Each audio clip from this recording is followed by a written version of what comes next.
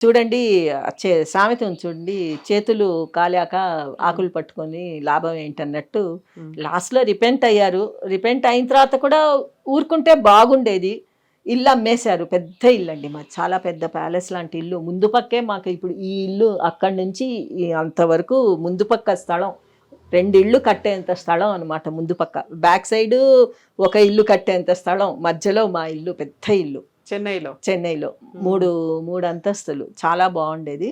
అది ఇంకా లాస్ట్‌లో అమ్మేసుకోవాలి.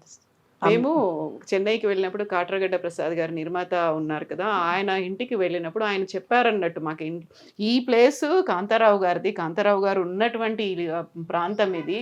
దాన్ని అమ్మేసుకోవాల్సొచ్చింది. ఆ తర్వాత ఇక్కడ అపార్ట్‌మెంట్‌లొచ్చాయి. అందులో మేము ఆ! ఉంటున్నాము అనేది చెప్పారాయన.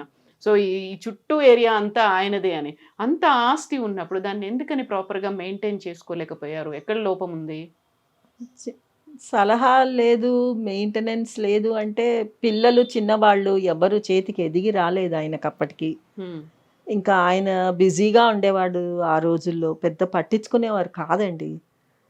నాకైతే టైం అండి. హ్మ్. మీరేమన్నా అనుకోండి. అది పోయే టైమొచ్చింది. ఆయన ఎట్లా సంపాదించాడో అట్లా పోయిందంతే. హ్మ్. ఆయన టైం బ్యాడ్ టైమ్ అండి. అంతకంటే ఇంకేమంటాం.